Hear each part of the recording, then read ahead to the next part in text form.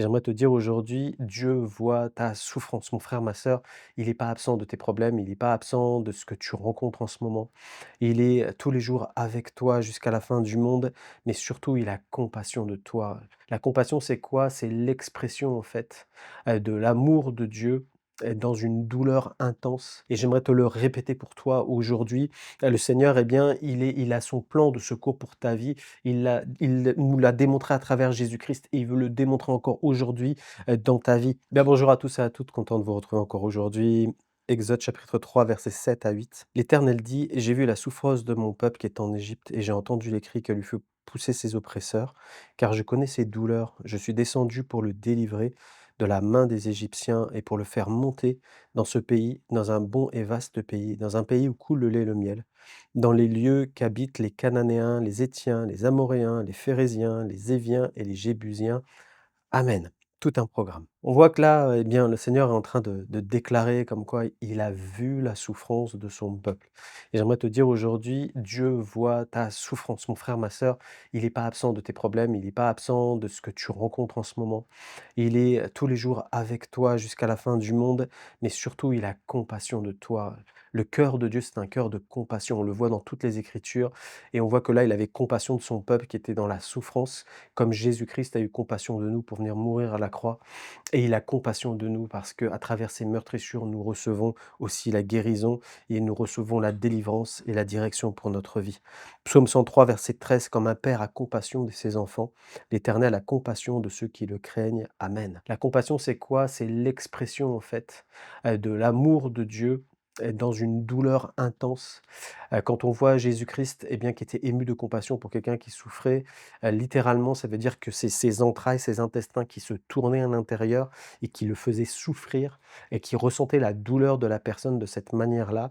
Et quand il priait, eh bien, il y avait automatiquement la guérison qui était là. Et le Seigneur, il est ému de compassion pour toi, mon frère, ma sœur, il n'est pas détaché, il n'est pas comme un être sans empathie, sans comprendre ce qui se passe. Non, non, non, non. Dieu est là avec toi et il t'aime profondément et il agira. Deuxièmement, il va dire: «Eh bien, je suis descendu pour délivrer mon peuple». C'est-à-dire qu'en clair, il a préparé déjà un plan de secours. C'est ce qu'il est en train de dire à Moïse: «J'ai déjà tout planifié, je sais comment je vais m'y prendre, je connais le chemin par lequel je vais les faire passer pour les faire sortir de là. Je sais que de toute manière, ce que j'ai dit, ma main va l'accomplir» et j'aimerais te le répéter pour toi aujourd'hui. Le Seigneur, eh bien, il a son plan de secours pour ta vie.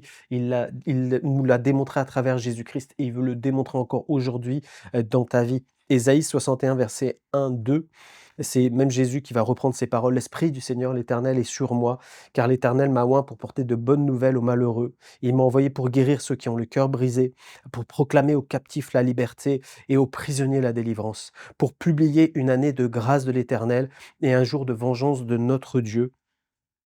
Amen». Le Seigneur est celui, eh bien, qui aujourd'hui veut encore réaliser pleinement ces paroles qu'il a annoncées lui-même, qu'il a proclamées lui-même, et tout a été accompli à la croix pour que ça se passe encore dans ta vie. Troisièmement, eh bien, le plan de Dieu, c'était pas seulement de délivrer, de restaurer, mais aussi de les faire monter dans un bon pays. Faire monter, ça veut dire quoi pour nous? Ça veut dire qu'en fait, il est en train de changer la destinée de son peuple et d'accomplir, eh bien, les promesses qu'il avait pour eux, en fait. Il va les établir dans quelque chose de nouveau, dans quelque chose de bon. Il va les emmener plus loin et Dieu a un projet de paix et non de malheur pour ta vie. Il a un plan pour ta vie. Il a déjà des projets qui sont en train de se mettre en place que toi, tu ne peux même pas voir aujourd'hui parce qu'il devance. Il attend pas que les choses arrivent pour faire les choses. Dieu est déjà au contrôle, est déjà en train de faire tout concourir à ton bien afin que tu rentres pleinement dans les plans qu'il a pour toi. Éphésiens 2, chapitre 2, versets 5 à 6. Nous qui étions morts par nos offenses, nous a rendus à la vie avec Christ. C'est par la grâce que vous êtes sauvés. Il nous a ressuscités ensemble et nous a fait asseoir ensemble dans les lieux célestes en Jésus-Christ. Amen. Il y a une autre dimension, une autre destinée et Dieu t'a emmené, eh bien, à recevoir cette autorité et à devenir son ambassadeur. Il a tout planifié pour que ta vie produise du fruit. Et c'est ce qu'il est en train d'annoncer sur son propre peuple et c'est ce qu'il est en train d'annoncer sur ta vie encore aujourd'hui. Et tu dois le déclarer aujourd'hui sur ta vie, mon frère, ma sœur, dans toute cette journée peut-être dans laquelle eh bien, tu vas rencontrer des choses que tu puisses dire: Seigneur, je crois, Seigneur, eh bien, que tu as une destinée pour moi. Je crois que ça va pas être à l'arrêt. Je pense à ceux qui peut-être cherchent du travail en ce moment, j'ai ça sur mon cœur. Eh bien, que tu puisses déclarer: oui, Seigneur, je crois que tu vas pourvoir à mon travail, tu vas pourvoir à un poste que tu as déjà préparé pour moi parce que tu as déjà planifié l'avenir. Et je ne vais pas m'inquiéter de peut-être mon manque aujourd'hui financier, mais je crois, Seigneur, que tu vas me présenter et que tu vas me montrer là où je dois aller. Ça veut dire que toi, tu dois chercher du travail, ça c'est ta part, mais la part de Dieu, c'est qu'il a déjà préparé, il va te faire trouver là où il a déjà, eh bien, planifié quelque chose pour toi.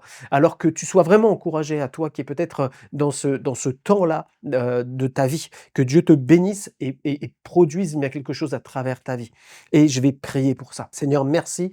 Merci pour ta parole. Merci Seigneur parce que c'est vrai, Seigneur notre Dieu, que tu as compassion de nous. Seigneur, que tu viens jusqu'à nous. Seigneur notre Dieu, que tu agis. Seigneur, et que tu es celui, Seigneur, qui nous fait monter, Seigneur, eh bien, dans ce que toi tu as préparé pour nos vies. Père, je prie pour tous ceux qui cherchent du travail aujourd'hui. Seigneur, je prie pour que, Seigneur mon Dieu, les portes du travail soient ouvertes et qu'ils puissent aller là où toi tu as déjà préparé quelque chose pour eux. Seigneur, je les bénis en ton nom. Merci Seigneur pour ce que tu es en train de faire. Gloire à toi notre Dieu. Amen.